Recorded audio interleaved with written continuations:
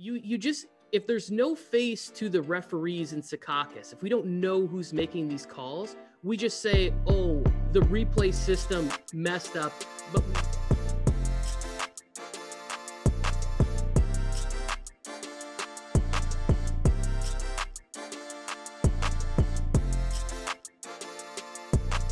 welcome to the Friday, February 26th edition of the TVonBasketball podcast with your host TV.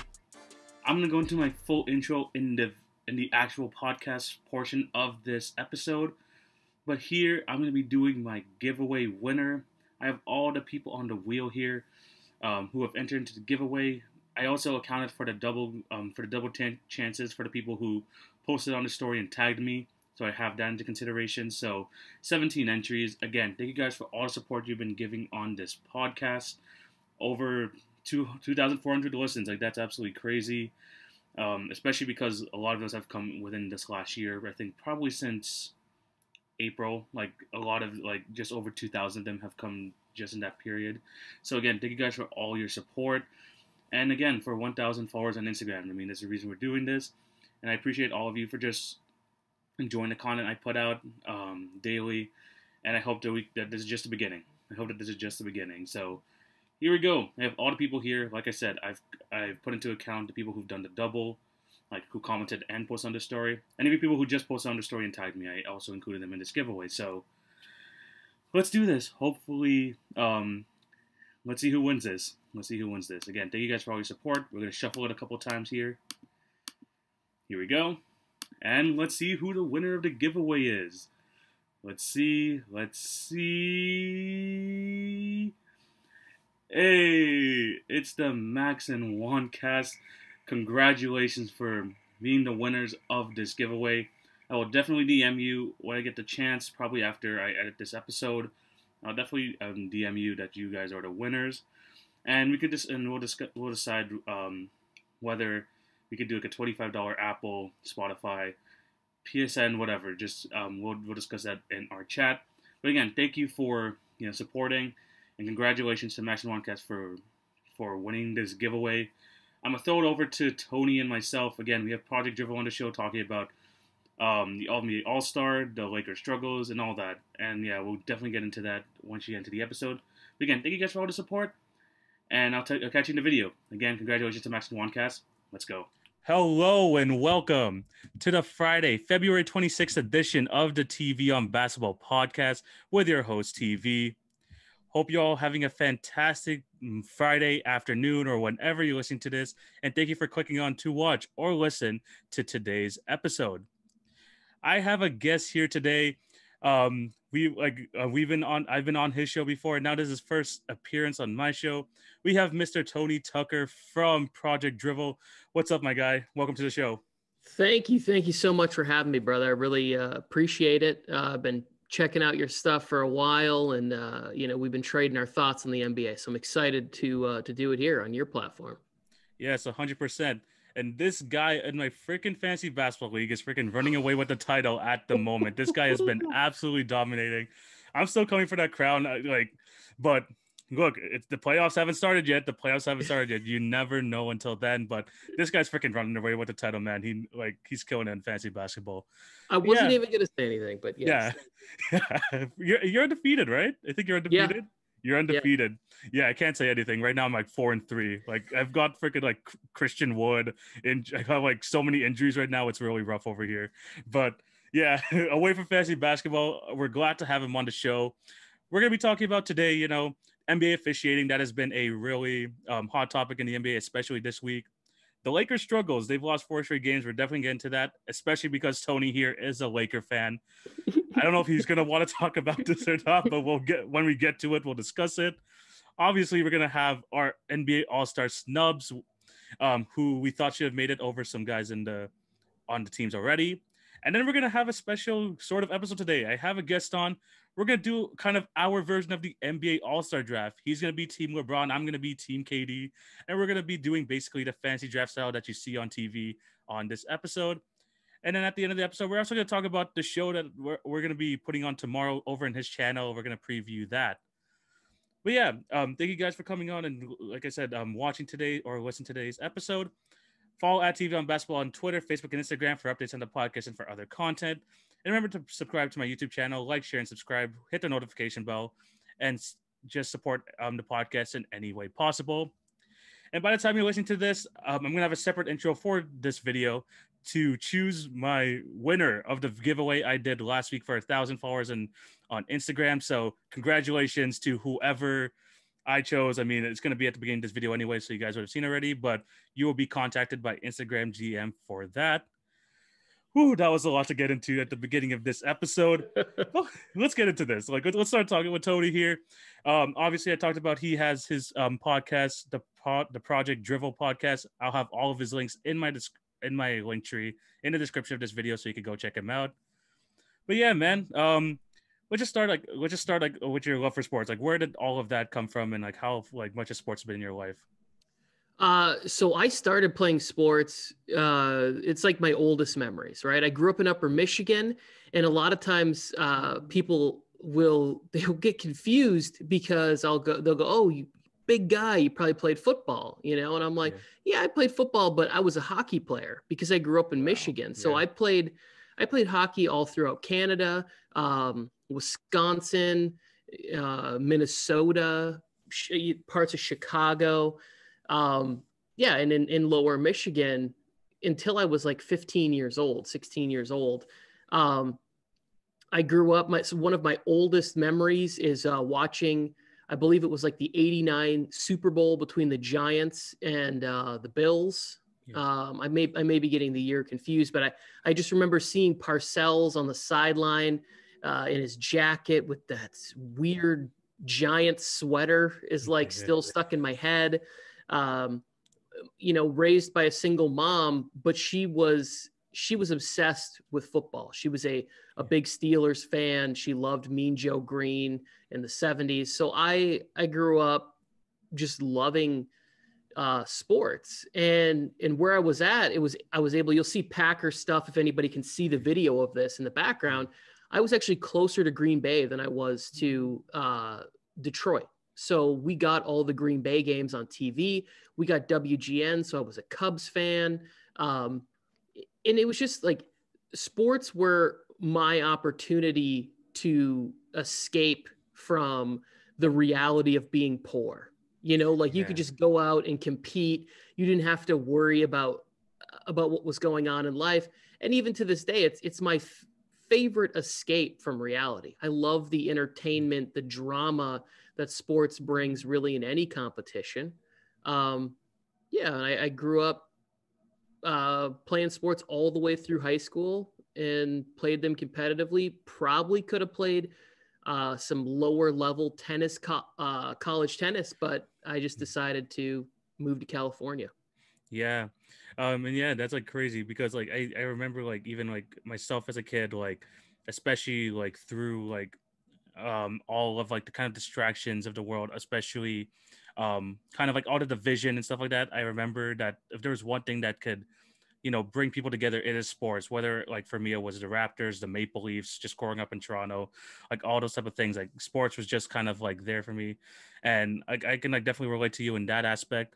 Like you've played, I mean, you're the one who played a lot of hockey. Like you said, you grew up in Michigan and stuff like that, and you played all over Canada. I mean, it's weird because like I never really got into it. Like I've had so many hockey fans try and get me into the NHL and all that, but I don't know, just there's something about it. I was drawn to like the basketball instead, and that's why I'm doing this podcast. But you talked about you were in lower league tennis. I mean, like how competitive were you in high school, like in the tennis world? So I was my senior year, I was all-state honorable mention for Michigan. I was the #1 doubles team in the Upper Peninsula. We won that tournament. I was good. I could have played doubles, like I said, at a lower level, sort of D3 school. I didn't have all the training. I didn't have the work ethic that it took to really buckle down and commit to that. And it just wasn't something I wanted to do. I thought about potentially going to school for like becoming a tennis pro, because that's like a thing you can do. And then going and teaching tennis to like rich kids in Florida or something, because you can make a ton of money. They pay for you to stay in a condo for, 30 weeks out of the year, you just stay in Florida and make a bunch of money. I was good. My thing was I had a big serve, and I had very good hands, so I could volley really well at the net. When I got close, I was able to put the touch it needed to score points. Yeah, that's actually super cool. Like I've had like people on the podcast talk about about the kind of their sporting past and like how that kind of transitioned into their podcast now. And from all the people that's come on, you're probably the one who's probably like been in the most like competitive, like sporting way, like in terms of people coming onto this. So that is definitely really cool. But going on to your podcast, I remember DMing you probably a couple months back. We connected there, and then we started obviously the Fantasy Basketball League, and then we started reconnecting on SportsMe, which is the app, which is an app for sports debate. And like we're just talking about your podcast. I mean, when did you start, and kind of like what inspired it? So I actually, when YouTube came out, this was a long time ago before they monetized anything, I had a show that was starting to gain popularity called Fan Addicts. And it was sort of like what SportsMe was. I created a website that I couldn't get to launch because it would crash. It was the video files and everything were too big. They were too large. And I didn't have all the apps at my disposal. But basically Fan Addicts was a place where I was going to pick people like you. You would cover the NBA and you would debate a fan or somebody else on a topic. And then everybody else, there would be judges and then there would be fan votes. And it was like this whole thing that I started. The sports show that I did, it was the best part about the sports show was the commercials. I used to do these fake commercials in between. Really? Yeah. And I built a whole set in my garage. It was a bar. And one of the best fake commercials we did was a Plaxico Burress T-Mobile Fave 5, where he shoots himself in the leg. And then he uses his T-Mobile Fave 5 to contact his lawyer and his wife. And he's like, oh man, I shot myself in the leg. Like, you got to, and everybody just keeps hanging up on him. It's pretty funny. It did well on the internet. I ended up canceling the show because it just got too much to produce. The problem was it was just a couple months too soon, because had I kept going, I was getting 500 to 700 views a week on the show. It was pretty stable and consistent. It was just too much to produce at the time. And so now, fast forward, I'm phasing out of being an actor. I've spent the last 5 years in LA auditioning for commercials and doing commercials and indie films and stuff like that. And I don't really have any skills. We bought a house. And when you buy a house, it's like, oh, you get a project. Maybe you're going to build a deck or fix the roof or, do stuff. I don't have any of those skills. The only skill I really have is being able to sit in front of a camera or talk or whatever. And so I was like, I need a project. My project is like talk about sports. I like nonsense. I like saying ridiculous things into a microphone. So I was like, well, I need a project. It's nonsense. Project Drivel. That's how I started the podcast. It was just like, I got a garage now. I'll set something up and we'll start a podcast. We'll start doing the sports show again. Yeah. And that's really interesting. I mean, you talked about it, like going back to the even early days of YouTube, like what was this, like 2006, 2007, when you want to start the show, if I remember correctly, in terms of like YouTube starting. And I always find it interesting just hearing people's, like, especially like people who have done the sports thing for the longest time, who want to start on YouTube, and kind of like how it was such a niche audience because YouTube was still growing. It's not the YouTube that we know today, where basically everyone puts about everything on the internet. I mean, it's just crazy that kind of like people who are started back there, like, and talked about like how, there was such like a niche audience, and there was like so many people's eyes if you had something unique, something that people could access like that easily. That's why it's really cool. I mean, Fan Addicts, by the time that YouTube started, I was like, 6 or 7 years old. So it's definitely something I really didn't think about. But at the end of the day, that sounds like a really cool concept. And I'm glad that you're starting something here with Project Drivel. I mean, I've been on your show before. It's a whole lot of fun. Like I said, you should definitely go check out his stuff. I'll be on the show tomorrow, which we'll talk about later on in this podcast as well. So yeah, I mean, that is definitely really cool. So, okay, so let's get into some NBA topics. We have a lot to discuss here today. Like I said, we're going to talk about the All-Star stuff later on into the podcast. But let's talk about some NBA officiating, because there have been two things that a lot of NBA fans were complaining about this week. One, being the technical fouls and the ejections. There have been so many like just crazy technical fouls that have been given out because people have been, staring down people, staring down benches. I mean, that was ridiculous. But also the review system, because there have been several games this week. One in particular, the Charlotte Hornets game. I forgot who it was against. I think it was on a Monday or Tuesday. And they took 10 minutes to review who was in a jump ball. This is like 40 seconds left. This was 40 seconds left in the game. And they took 10 minutes to kind of look at, what two players had their hands on the ball so we could do a jump ball. It was so stupid. But Tony, like watching the NBA, of course you're a Laker fan, like just watching these games, like how do you feel about the officiating in terms of just, let's start here with the review system. Like, do you think like the review system needs any changing or anything? Let me know. So the review system for me, it's very simple. You already have this Secaucus, New Jersey place that you've designated as a review center. They should just be watching every game. There should be a light that goes off. Here's the play in question. We don't need the officials in the arena are already confused. We don't need them to see it again. I don't need them to go over. I need some unnamed dude that I've never known, will never see. He could be a secret mole for the government for all I care. But this dude just then calls back in and says, yep, these two players jump it over here. Let's move on. Like when they go in any of these sports, when they go in review, you have this guy who's in there and he's like on this little thing or looking at a monitor. There's noise, there's lights. You got players like LeBron being like, come on, man, come on. I need every call. I'm LeBron James. Do you know who I am? It's just like, LeBron, shut up. Let the man do his job. You're the greatest. Let's move on with our lives. And 10 minutes to decide what was going on. It should have been 30 seconds, some replay. I wouldn't even care if you told me it was a real dude, but it was actually a monkey in there flipping a coin. I wouldn't care. I'd be like, well, exactly. I'd be like, the NBA is doing something right in the room. Let's move on. Yeah. And you hit the nail right in the head. I was thinking the exact same thing. Like you have all these people's there in Secaucus.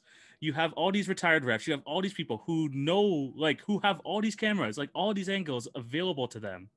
And they can't come up with a decision in 30 seconds, even less. Like, come on. Like especially just think about it from the perspective of a casual NBA fan. Imagine them turning in to the final minute of this game. It was like a 2-possession game. It was really close. And for 10 minutes, you see these three idiots or referees, my bad, just surrounding a monitor. They're surrounding a monitor and you're staring at that and you're staring at the same play for 10 minutes. Like, I would, if I wasn't like a huge NBA diehard, I would be so turned off. I'm like, what am I watching? Like, what on earth am I watching? Here's the other thing too that I don't think enough was taken into account is that when you're doing something, if you, whatever it is in your argument, you're talking to your significant other, a friend, it doesn't matter. Yeah. If you say something and then they're like, oh, we need to go check that. You go to Google and you're like, okay, you enter it in, so you're right. So when they look into these monitors, they're trying to defend the original call that was made. They're already going in like, oh shit, we don't want to be wrong on this one. We ruled it their ball. They touched it last. So we're looking already for evidence that supports the call that we made so we can look right. They don't want to come back out and say, oh yeah, we missed the call more often. I think that people who made the call initially, if it's in question or being reviewed, it should automatically be taken out of their hands because they already have a bias on the whole situation. We had the call at the end of the game with Kawhi Leonard. The referee at the baseline apparently has X-ray vision because he called a push-off on Kawhi as if he could see through James Harden's thick body that he shoved him. And the other thing is, dude, put that whistle in your pocket. You robbed me from the end of a great game that potentially could have went to overtime or a last-second shot from Kyrie or, maybe Joe Harris sniping in the corner. Or Hart. I was just like, dude, get out of the game. I almost don't even know you guys are there, especially in the final 30 seconds. Yeah, and that's 100%. And this is why, like, me and Tony agree with this. That's why we have Secaucus. That's why we have these people there. They can make the decision. They haven't been in that game. They're basically an omniscient being in there that, like I said, we don't have to attach a face to it. We can't get mad at it. We can get mad at these refs. We've seen a lot of people get mad at people like What's the first ref that comes into mind? Oh, Joey Crawford. He has been like he was like one of the like very hated ref. I mean, if you just tell us that this guy who's in a booth somewhere in New Jersey, like Secaucus, saying that, okay, this is a foul, we have nothing to get mad about. What are we getting mad about? Like a monitor? You can't. That's the thing. And I think that would remove like a lot of kind of, what was it? Not anger, but kind of like a lot of frustration. Yeah, or animosity towards things. Here's another thing to think about is that when you remove a face from something, we have a lot less outrage towards that thing, right? Like think about, nobody knows the owner of the Cincinnati Bengals. So you aren't really mad. Like Bengals, we don't project on them. But when the Cowboys are bad, everybody knows Jerry Jones. We're all like, oh, we're like this, the Cowboys suck because Jerry's an idiot. You know, like you just, if there's no face to the referees in Secaucus, if we don't know who's making these calls, we just say, oh, the replay system messed up, but we move on. And we're not going to dwell on it if it's 30 seconds. At least, I mean, unless it's like your favorite team and you think they got hosed, then you'd be upset. Yeah, and that is definitely like something that they should definitely look into, because this is not a fun viewing experience. This is taking away from what should be the most exciting part of a basketball game, and they're completely removing that aspect. But you also mentioned earlier, these referees, they have biases when reffing these games. So as I transition to these technical fouls and ejections that have been going on like throughout the season, I mean, this is just another area of officiating that, I don't know, it's a huge problem. And the most latest one that happened earlier this week was JJ Reddick. I think he was frustrated with a call, but then like a couple plays later, a timeout was called. He gently rolls the ball to the referee, or maybe like a small dribble, whatever it was, and then he gets thrown out because according to the thing after the game, the referee's report, he said that that JJ Reddick threw the ball at him with malicious intent. And if you just please see it. I mean, JJ Reddick literally like dribbled it. Like it's like you're passing it to a baby. You have to like kind of, or like a 3-year-old. You're passing the ball to them like a small dribble so they can pick it up. And the ref called that a malicious intent. I mean, there have been so many crazy technicals. I mean, there was a Devin Booker one 2 nights ago where he stared at the bench of the Pistons, and the refs called a technical on that. I mean, come on, man. You're just removing the fun out of the game. I mean, what are your thoughts on these like technicals and ejections that the NBA has been giving out? I have so many thoughts on this stuff. I'll keep it to these two. I think that it's sort of a microcosm, if I'm using that word correctly, of what's going on the internet, right? Where, you know, you disagree with somebody and they're like, this person's attacking me. It's like, no, I just said that I don't agree with your opinion. This isn't an attack on you because I don't agree with where you're coming from, right? So don't take it personal. The fact that he rolls the ball to him in a non-violent way, because if he wanted to wind up and chuck it off the side of his head, that would be something that we could worry about. But if it didn't threaten you, then you shouldn't.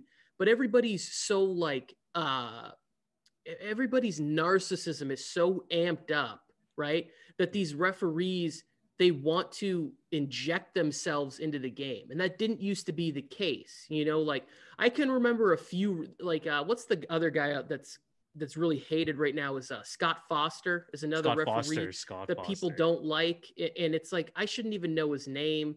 There was another guy, Dick Bavetta was one of those guys that you knew and you liked because he had a fun rivalry with Charles Barkley, right? It was this kind of like tiny old bald guy from way back. This is probably before you maybe were even born, right? But you can look up, there's a fun video of Charles Barkley racing Dick Bavetta backwards. That was like 2008, 2009. I remember watching that as a kid. It was like a halftime at an All-Star game. That was hilarious. Yes. Yeah, and Barkley and Bavetta fall over. It's very funny.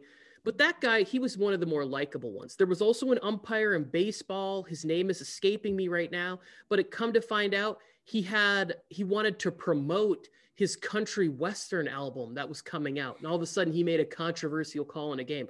A lot of these guys they're just sort of, they're doing like, oh, well, he did this to me and I felt this way about it. It's like, he didn't do anything. Like if he really wanted to do something to you, then we have an issue. But there was no issue here. You're making an issue out of nothing. Yeah. And here's the thing, right? I mean, yes, he was maybe complaining about a call a couple plays ago, but just say if he does that to any other ref, like, honestly, he wouldn't be getting called a technical whatsoever. It's because it's this ref. He's the one that he's been arguing the last few plays down the call. And he kind of got into, let's be honest, got into his own feelings. He didn't feel like, he felt like JJ Reddick was out to get him. And he preemptively, I mean, it's not right at all, threw him out. Yeah. And that's just something like that. Like, I just think that the referees feel like I don't know if power hungry is the right word to use for this, because they see that they have this ability to, you know, if you have like enough technicals, they could throw a player out. And if they don't like the way the player's behaving, even though it's not malicious or anything, like you said, you're just disagreeing with their opinion. They're just going to throw you out just because they don't like the way you're handling about things. And was this a nationally televised game too? Because I think sometimes these guys get it in their head like, oh, the whole world is this watching was the us. Boston game which they came back from.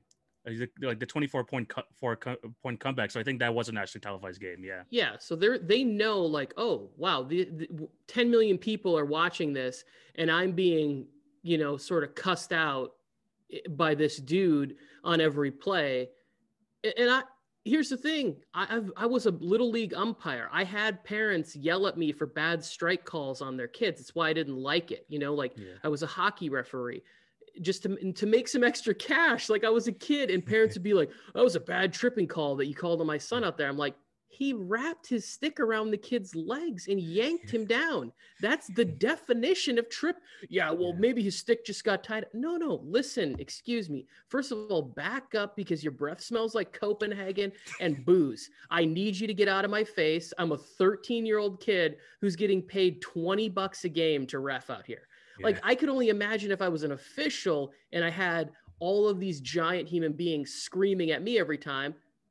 I can see it from their side a little bit, I guess. Yeah. Oh my gosh. I remember being a referee for a elementary game. It was after I graduated from elementary.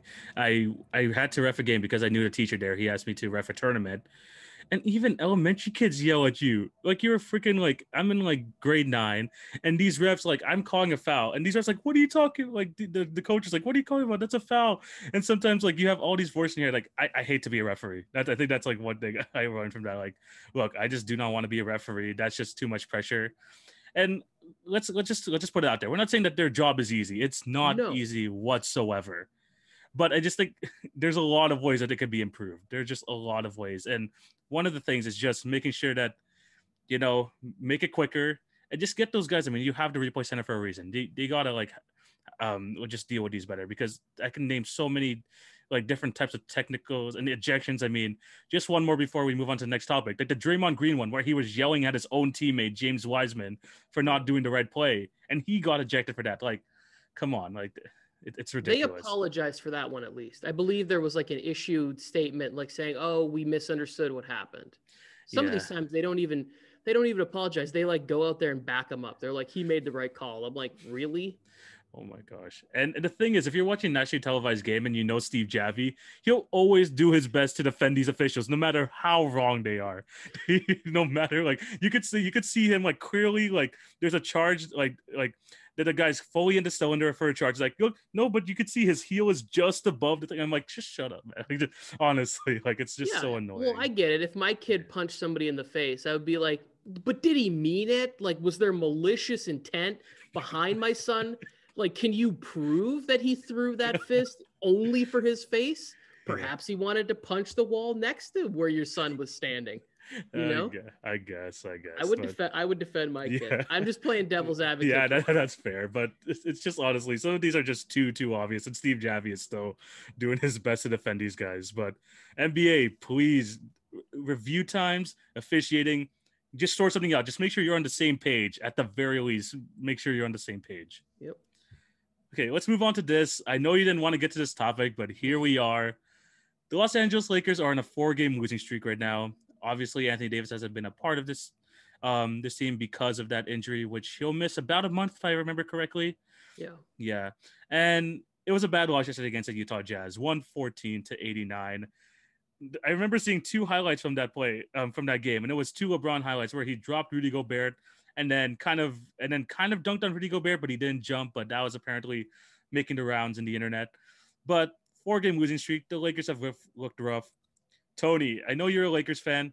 Is there any sense of worry here? Okay, first of all, there's no sense of worry, right? And I think the one thing that everybody is forgetting is that we are also without Dennis Schroeder, right? Yeah. He is such a key component to the way that they've been playing this year. And he doesn't get the credit for it because he doesn't have wow numbers.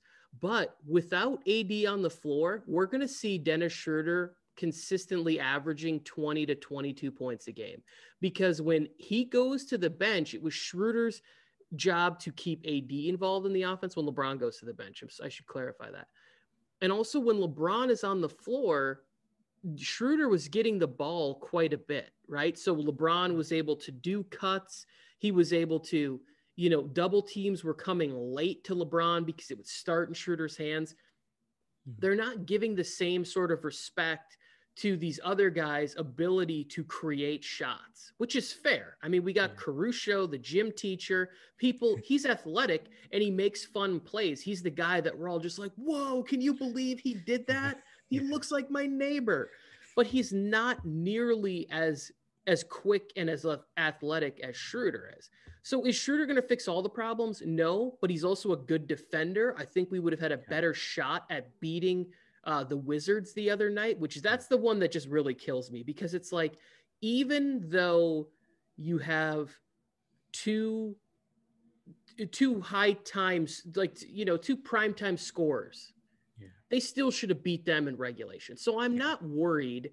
I do like the fact that LeBron sat out the fourth quarter last night. I was like, if he goes back in here, this just really feeds my narrative that he's just trying to catch Kareem even faster, because there's no need for him to be in that game. I know you don't want to rest, but you were out there, you got 19 points, like the assists and rebounds were down, but the assists are going to be down when nobody's making shots. And then on the other side, you have the best team in basketball, and I've come around on this 3-4 weeks ago. I was like, well, the Jazz have to prove it to me in the playoffs.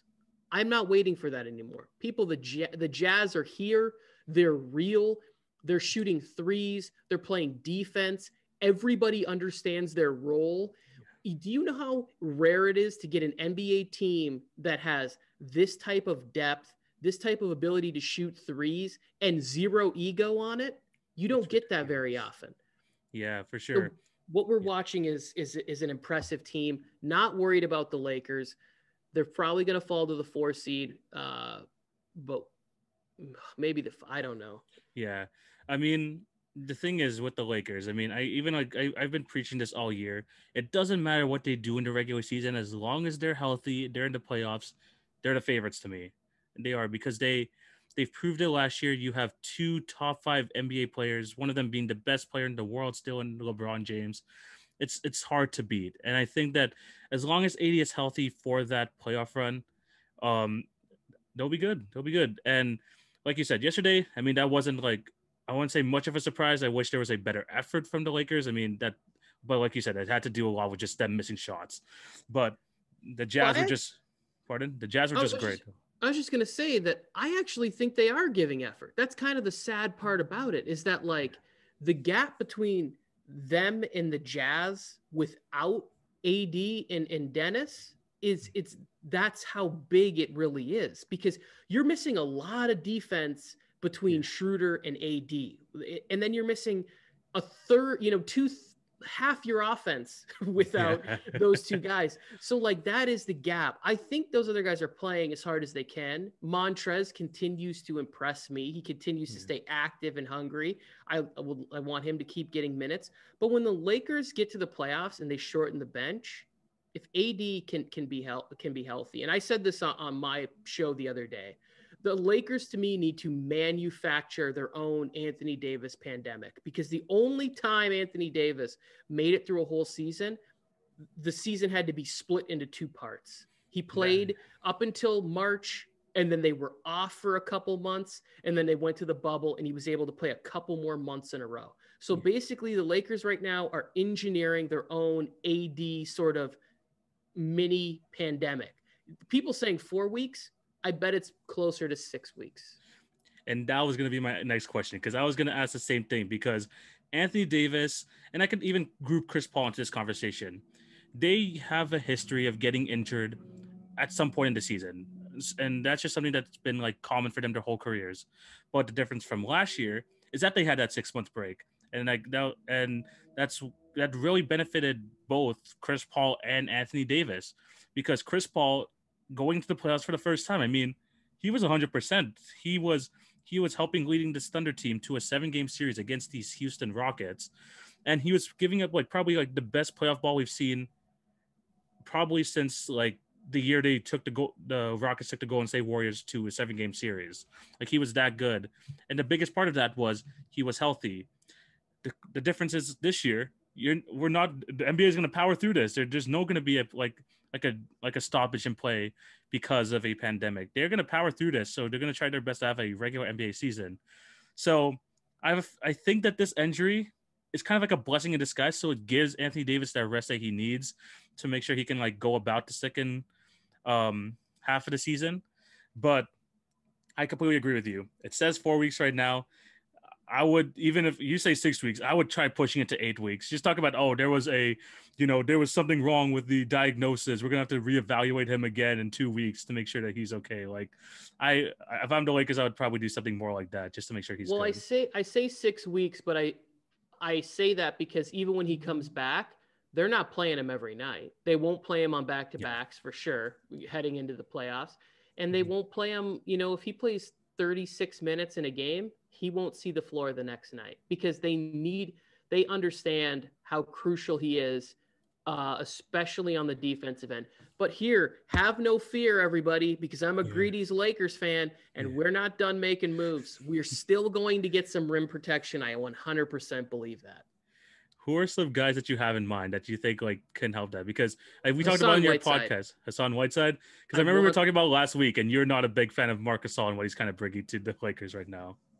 Hey, okay. Let me clarify that, because I know I'm on fertile ground here with the Toronto Raptors fans. I love Marc Gasol. Marc Gasol is not the same Marc Gasol, right? He came to LA and he started spelling his name with an R and a K, right? He changed the spelling of his name. He no longer has a vertical. He was hitting some threes last night, which is fine. There's no rim protection. And maybe in the postseason, he'll dial it up. But we're not looking at a guy that can give you much more than 15 to 18 minutes a night. And he's playing more than that right now. You couldn't slide a single sheet of paper under the dude's jumper. That's it.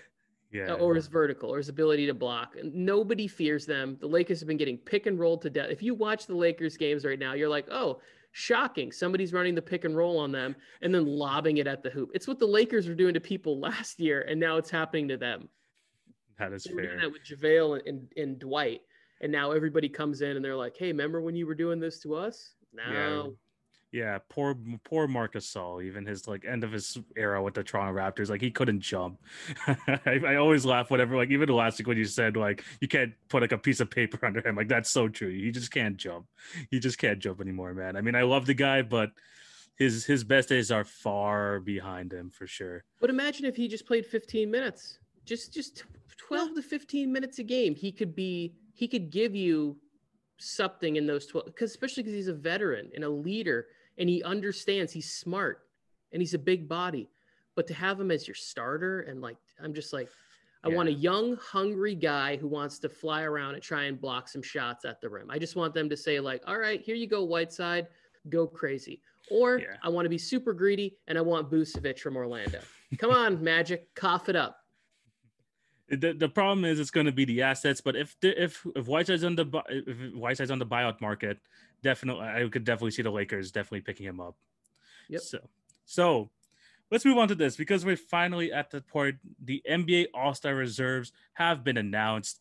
If you guys don't know, it was on Tuesday, I believe, that they announced the All-Star reserves. I'm going to read them out to you. This may take a while. On the Eastern Conference side, we have James Harden, we have Jaylen Brown, we have Jason Tatum, we have Nikola Vucevic, we have Zach LaVine, Julius Randle, and Ben Simmons.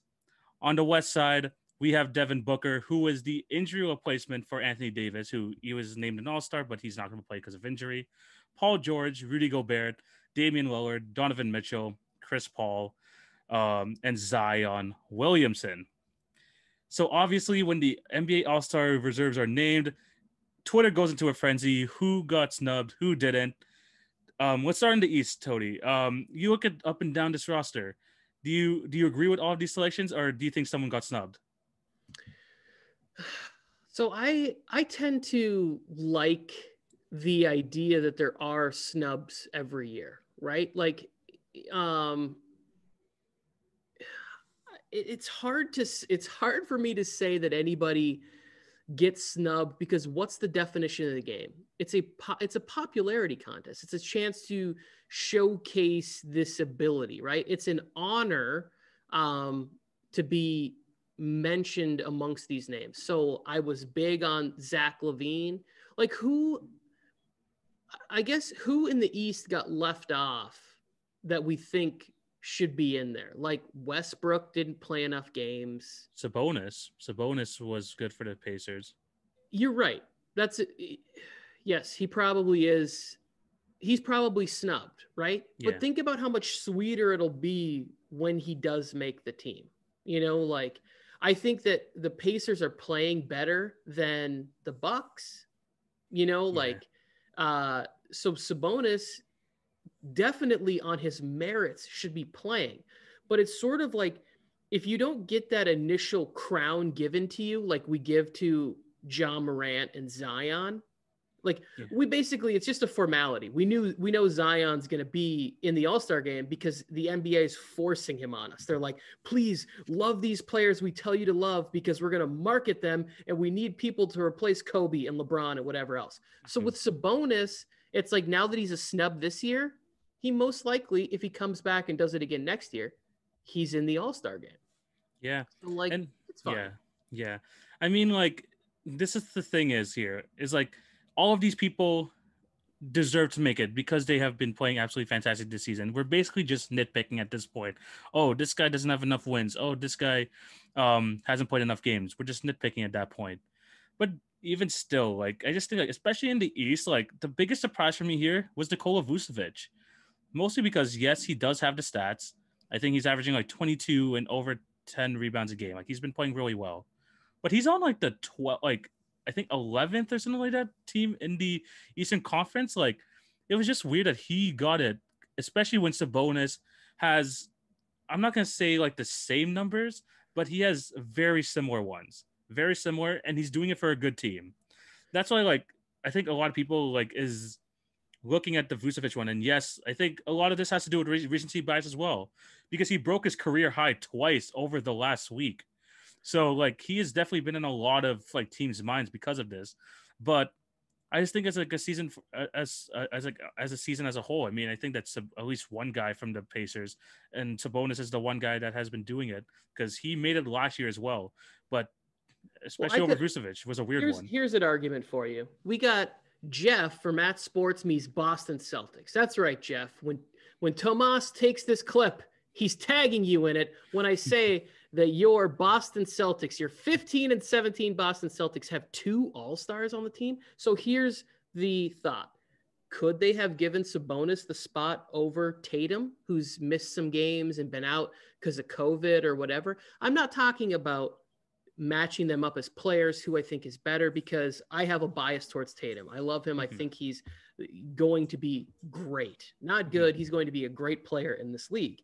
But if I don't even know, has Sabonis missed a lot of games this year? I'd be okay if they would have said, oh, we're putting in Sabonis because he's put up numbers consistently and the Pacers are winning games. So the Celtics are only getting Jaylen Brown in because Jaylen Brown's been the most consistent Celtic. You know what I'm saying? Like, if they did that, I would be okay with it. But they're already forcing Tatum on us as a star, so they're not going to – they want him in this game. Yeah.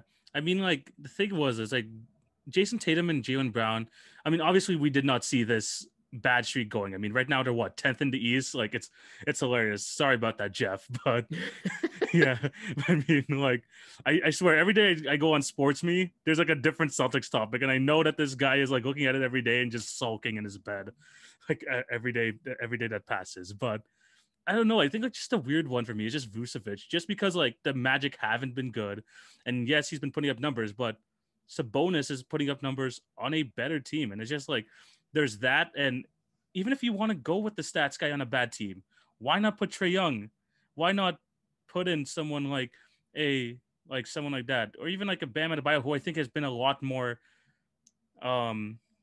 effective in wins than Vucevic has. Like, I'm not saying that Vucevic doesn't deserve it. I just think that I can make an argument better for some of these other guys, and Sabonis is leading that way. Okay, here's another argument for the Vucevic, but I guess this would be also for Sabonis too, is like the European market. Or like, like getting out into like a foreign market of putting and marketing basketball players, as opposed to the Trae Young, like you mentioned, or Bam Adebayo. It's like you still want to have those guys included in the conversation, which is probably another argument for Sabonis. Yeah. The Vucevic thing, I don't know. Maybe they owed Disney World some favors for the bubble last year. Honestly, like by you say that, I'm like, I wouldn't be surprised if that's some sort of I'm thing. just spitballing off the top of my head. I don't know where I'm going with this, but we should look into a possible collusion. Yeah, there's that. And also, I guess maybe the coaches have a lot of recency bias. And I mean, who can blame them? I mean, like I said earlier, he dropped like 2 40-point games over this like past 10 days. So maybe the coaches have that in mind. But yeah, I mean, good for him. I mean, like he's a very good player, one of the most underrated players in the league. I just don't think that he should have been All-Star. There's a lot of other people. I just want to shout out Chris Middleton having a good year, but the Bucks really have slid, so it's unfortunate he doesn't get in. Brogdon, who's doing really well on the Pacers as well. Fred VanVleet, shout out to my Raptors. He's been absolutely fantastic this year. Didn't make it in. Jeremy Grant for the Pistons. That one to me was the one where I was like, okay. Yeah, I mean, massive numbers. I just think that they look at the not even 10 wins yet for the Pistons this year, and they're like, ugh, yeah, we're not going to go near them.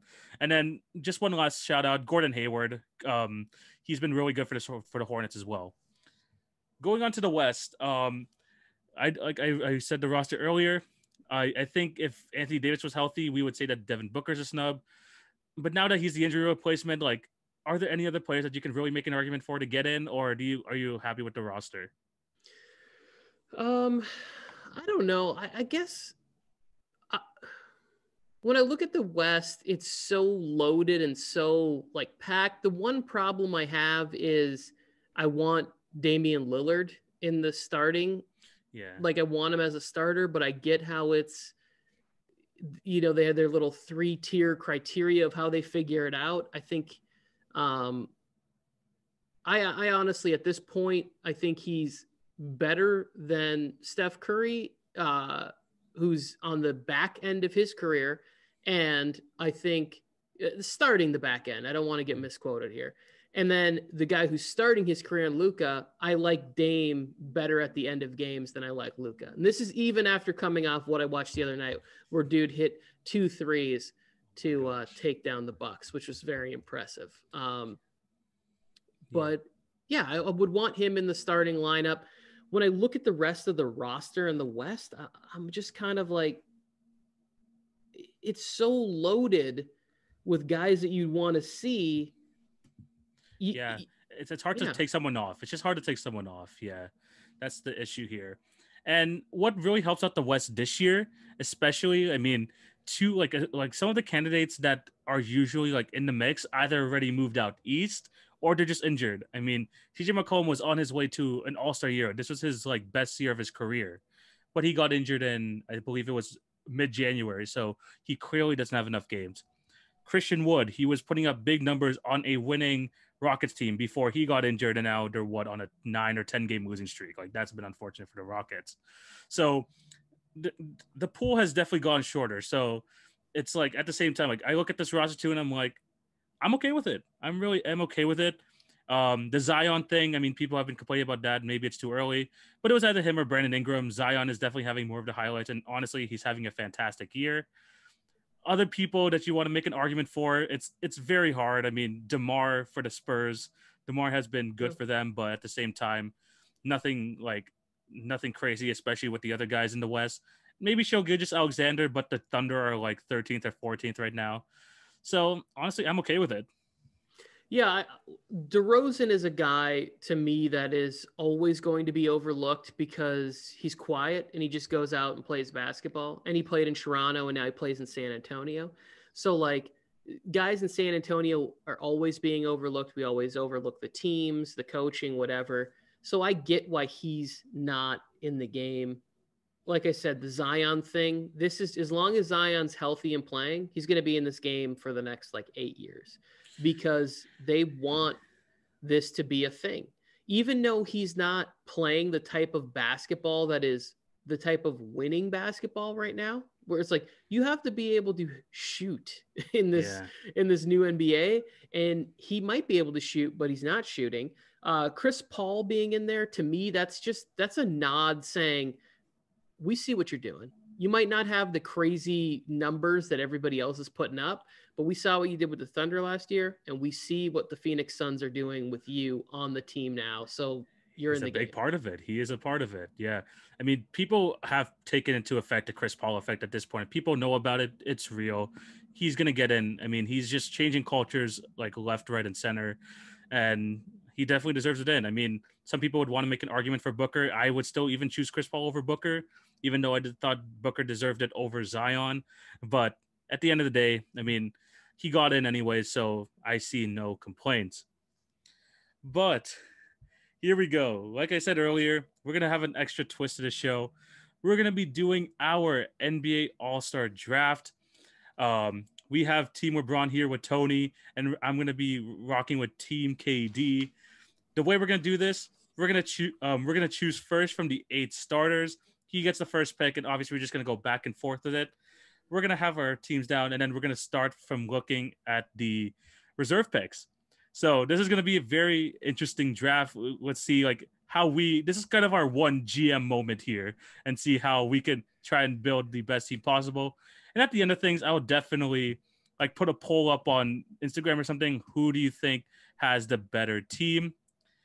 Like I said, Tony's the guest. He is the Lakers fan. LeBron has the most votes in the NBA, so he is the one to get the first overall pick. So Tony, are you ready for this draft? Yes, I believe so. Yes. So like I said, we're going to be starting with the starters, and then we're going to go on to the bench. So Tony, who do you have with the first overall pick? Okay. So this is an all-star game. Nobody plays any defense. Maybe it's different at the end of the game, when you have to get to that maybe in the score. Fourth quarter, there will be some defense played, and I will make some strategic picks for that moment. But I'm going to stay in the West. I'm going to take Steph Curry because LeBron needs a shooter. Curry. Yes, Steph Curry. I mean, definitely a very easy choice there. I definitely would have gone basically the same way. So Steph Curry is off the board. Man, you denied me of that reunion, that Golden State reunion with Steph and KD. Who do I go with here? I already know who Durant's going to go with his first overall pick. I know he's going to go with Kyrie Irving just because he's not going to leave his teammate hanging. Yeah. So, but who are you going with? That's the thing. I'm not actually KD. I'm going to go with the hottest guy in the NBA right now, Luka Doncic. I'm going to go with the Wonder Boy. He is the one guy. I mean, like you mentioned earlier, you mentioned it really quickly. Those 2 shots at the end of that game against it was the Celtics, correct? Yeah, I think so. Yeah, it was the Celtics. It was insane. It was absolutely insane. He's a special player. And he is going to be on my team. Tony, who do you have with the second? Wait, before you start. There we go. Here we go. Who do you got at the second overall pick? Oh, I love that.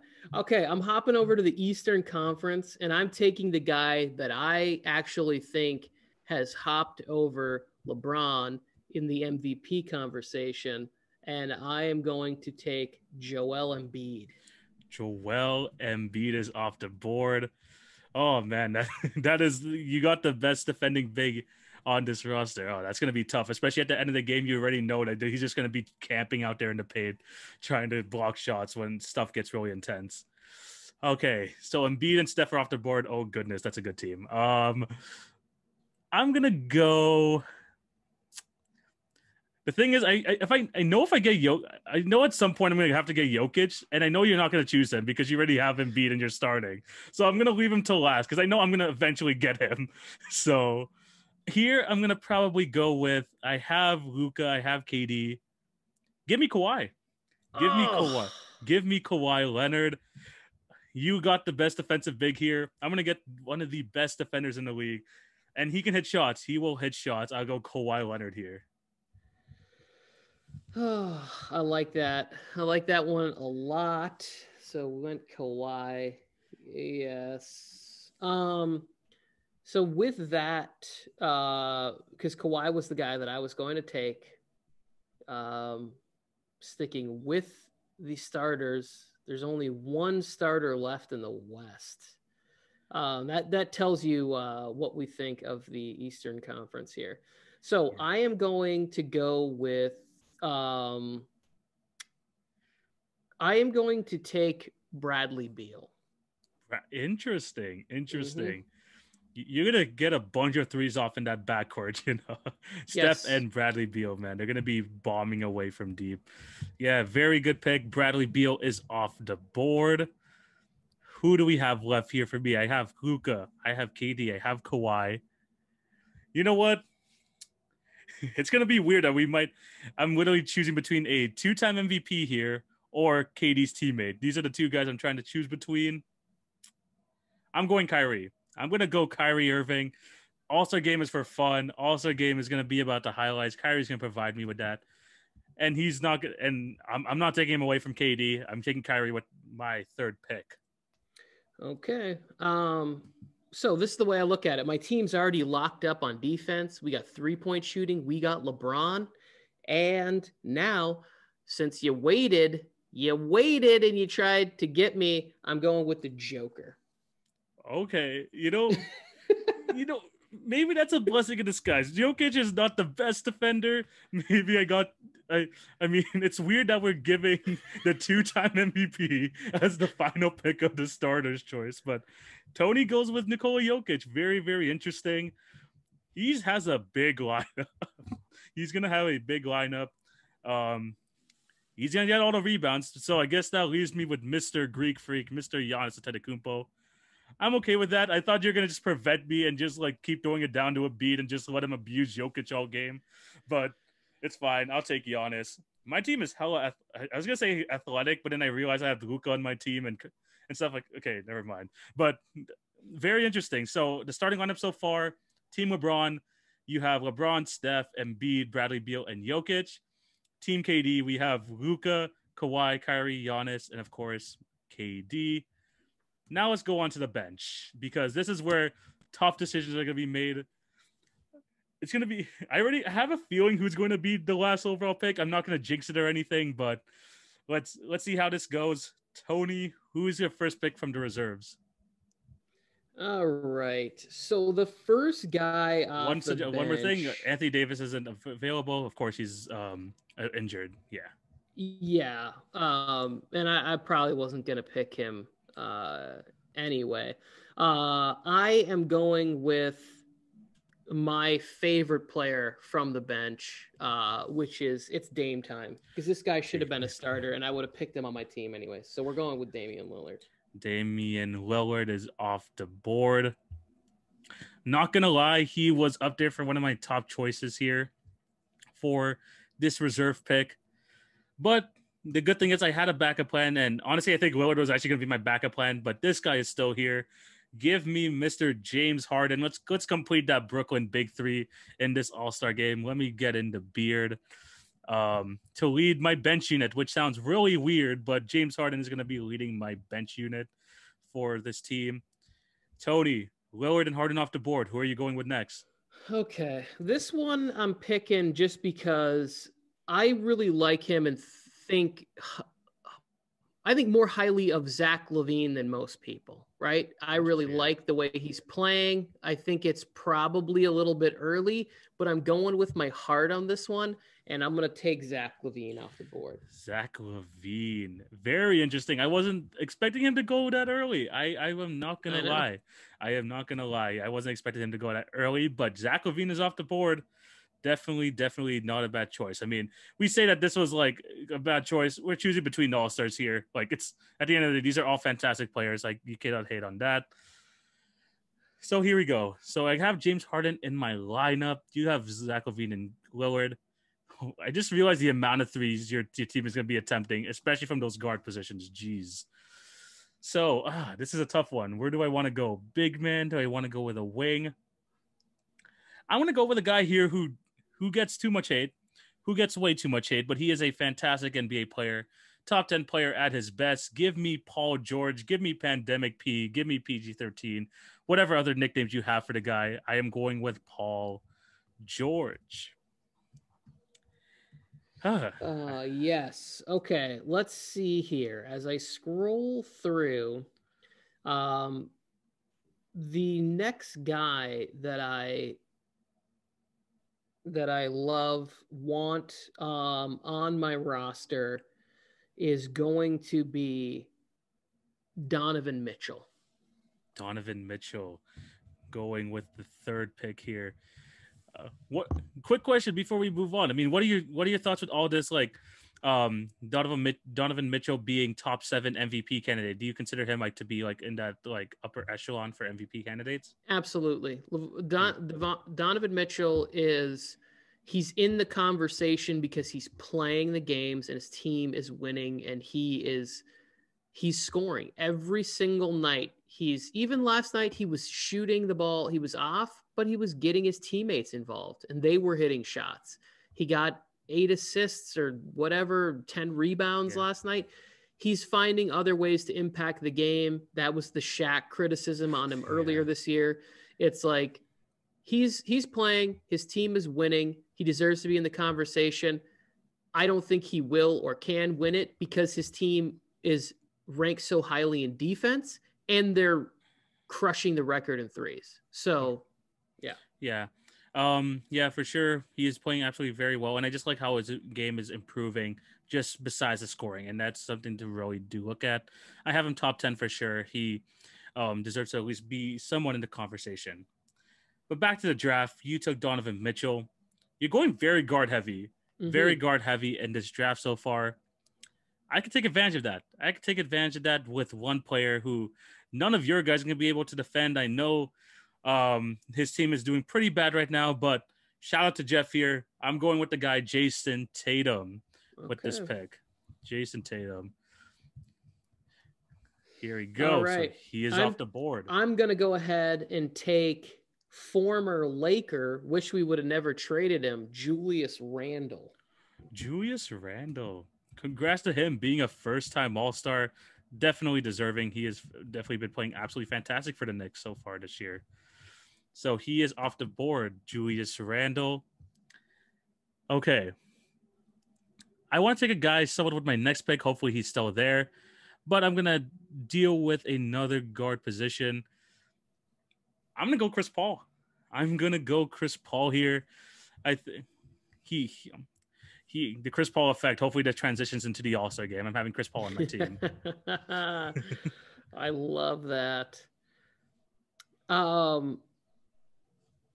Okay. So now I am going to stack up on forward position again. Hype. I'm going with Zion. No. That's the guy I wanted to get. I just wanted to get him a lob partner. I wanted to Chris Paul to throw him some lobs in the All-Star game. God damn it, man. I wanted the highlights, man. You could have given me the highlights. So Zion is off the board. I am quite upset at the moment that that Zion's on my team, but it's okay. That's completely fine, but Zion Williamson is off the board. We have a couple of guys left here. It's weird because my team I swear you took all the big men except for one. Like I swear, like the biggest guy on my team is Giannis. So I mean, it's not a bad thing, but also like I don't have like a true big man. Oh yeah, I've designed a team here that dominates in the paint and shoots threes, and I've got some good defenders. I feel strong about my team right now. The thing is, there is one more center here on this list, but I'll try to steer away. I'm gonna try to steer away. There's two centers. There's still Vucevic and Gobert. Oh, okay. Yeah, so you still got a chance. That's a bit better.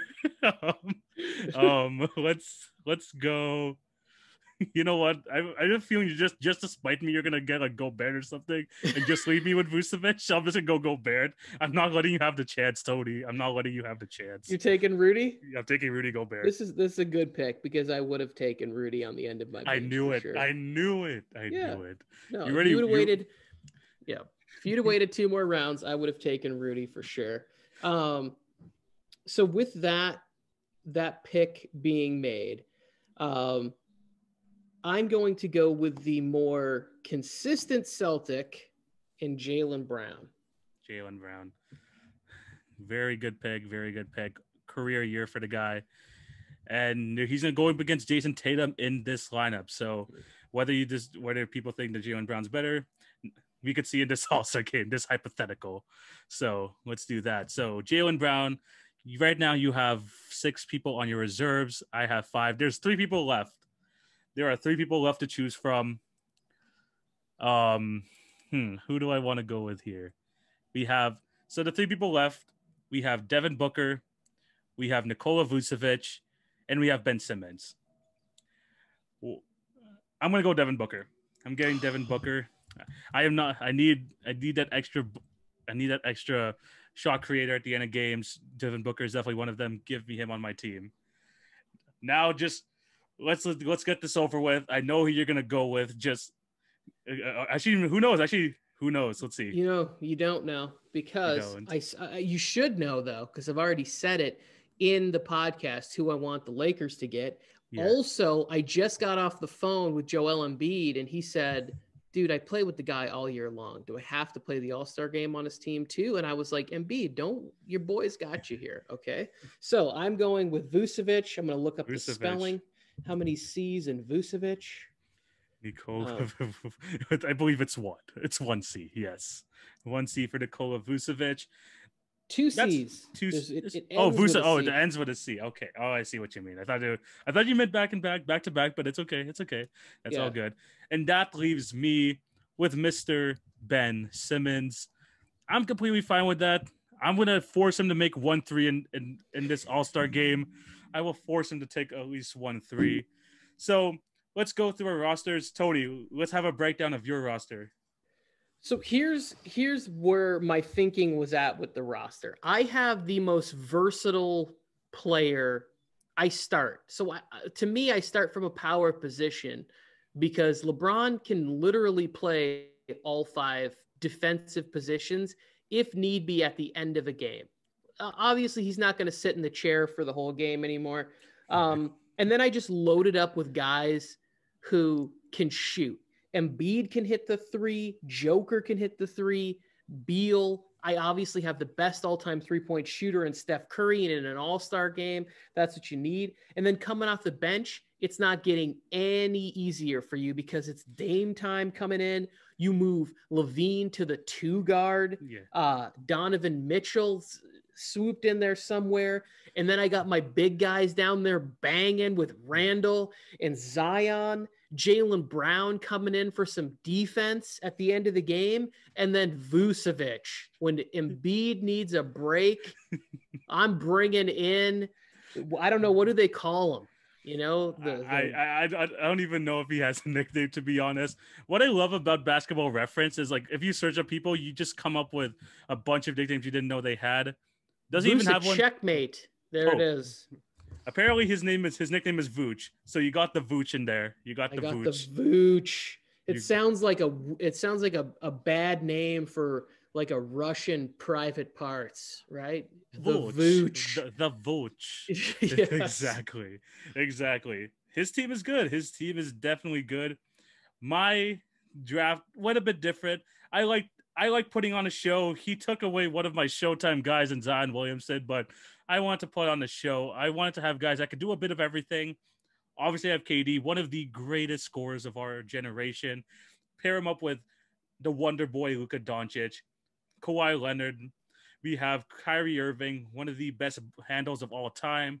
Then we have the two-time MVP in Giannis, who went last. Tony, that is a big mistake. You are just fueling the fire with Mr. Giannis Antetokounmpo. Then we got, obviously, James Harden, former MVP. We have Paul George. This isn't the playoffs, so he's not going to struggle. He's going to kill you this because this is not the playoffs. We got Jason Tatum, the better Celtic here. We have Chris Paul, who you already know when you have Chris Paul on your team, you're going to win. So I already took this W. I don't care what you say. We have Rudy Gobert, defensive player of the year right now. Devin Booker, he's already mad that he got snubbed once. He's gonna put on freaking 40 points on you. And then Ben Simmons, the most overhated guy in the NBA.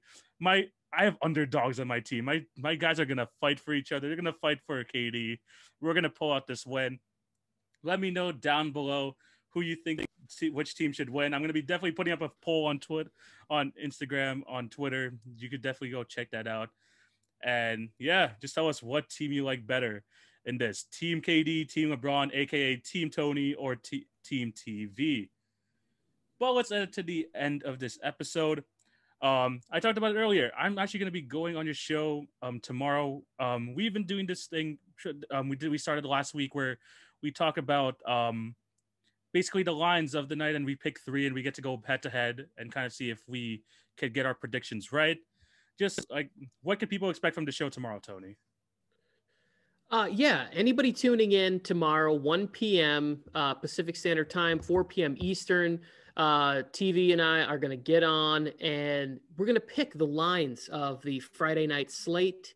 And basically what we're doing is we're going through all the games, and then we're picking our 3 favorite games from that evening, and we'll see who has the better record. Last week I got lucky. The Bucks were coming off a 5-game skid, and I was like, they're going to trounce the Thunder by 25.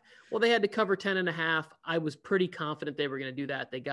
I think they won by 13 in the game. Yeah. And then the one game that he slipped up on, he slept on my man Vucevic, and the Golden State Warriors lost to the Orlando Magic. How many times do I have to tell you that Vucevic is the real deal? The guy's an all-star. We got the Vooch. They got the Vooch. It was only like a 7-point loss. See, that one hurt. Oh man, that definitely. Well, the only reason that I stayed away from that game is because there's no Wiseman, no Looney. I knew that they were going to struggle with rebounding and in the paint, so they were going to have to shoot the lights out, and they didn't. Yeah, and it was a rough start. We're planning to do this weekly. I'm gonna try to get on every Friday to try and do this for sure. So throughout the season, I mean, you're gonna see like kind of how these records get to shape up between me and Tony here, and let's see who's gonna be like has a better record by the end of the season for sure. But just as a preview, I'm gonna pick a specific game here from tonight just to see like what like this stuff is all about. And the one game I think is going to be a very interesting game here is the Milwaukee Bucks versus the Pelicans here tonight. Okay. The Milwaukee Bucks are favorited by -9. They're a 9-point favorites here against the New Orleans Pelicans. They're on a 3-game winning streak right now. It's going to be a fun game. Him versus Zion. Who's going to come up on top? This is the type of stuff we discuss on the show. So, Tony, who would you go with in this matchup? Where is the game? It's in Milwaukee? In Milwaukee. Okay. And they're favored by 9? Yeah. And Drew Holiday is not back, correct? He is not back yet. He's not back. I'm going to take the Pelicans. 9 points is a lot. And I just think on a national game, we talked about how the reffing is a little different. They insert themselves a little bit more. So I would lean towards the Pelicans being able to cover the 9. I think the Bucks find a way to win it, though. I think Chris Middleton has a big fourth quarter, and the Bucks probably win by 4 or 5 points after some late free throws. Yes, that's definitely a good get. I'm going to agree with you here. I think that the Pelicans are going to definitely make it a game. Brandon Ingram and Zion Williamson. I mean, Zion Williamson seems to be dominating whoever it is inside. Like it's just been a joy to watch. And I just think that the Pelicans, especially without Jrue Holiday on the Milwaukee Bucks, could keep it close. They're going to keep it close. I don't think they're going to win per se. I would say maybe it's even closer to like a 6 or 8, 7 point win for the Milwaukee Bucks, but I think the Pelicans could cover that +9. And yeah, I mean, this is not going to, you know what? You want to add this to a record? You want to add this going into tomorrow's game? Well, we're on the same side. Yeah, we're on the same so side. We can't. But here's the thing that we could see is Eric Bledsoe coming back, right? He's going back to Milwaukee. It's interesting to see if he wants to or can put on a show and just say like, hey, you guys thought you'd be better off without me. Here's what you're missing. And the Pelicans are Stan Van Gundy's trademark is defense, and the Pelicans are playing anything but any sort of defense. You get Steven Adams in there and Zion on the floor at the same time, it gets kind of messy, you know, but Adams is a valuable piece. Again, greedy Lakers fan here. We will take you, Aquaman knockoff. We will take you out here. Yeah. So yeah, I mean, like, we probably can't add this to the record, but we will definitely. This is just stuff you're gonna see.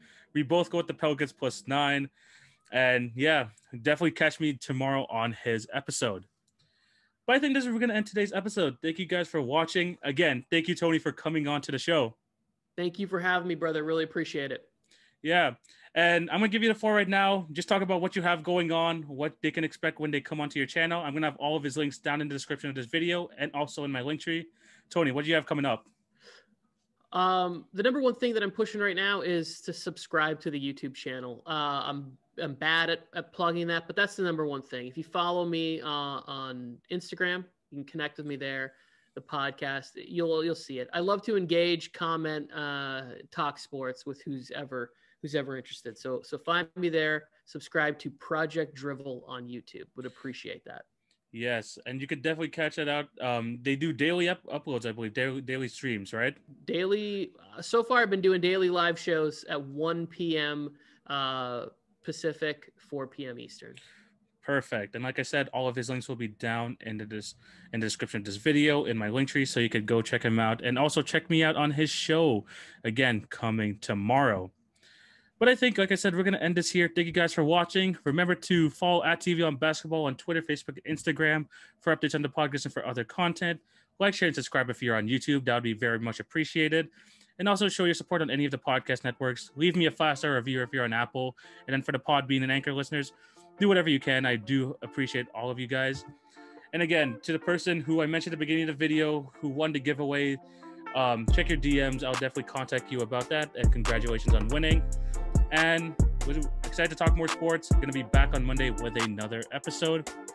Thank you guys for all your support. Hope you all have a fantastic day. I'm signing out. Tony signing out. Take it easy, guys. Peace.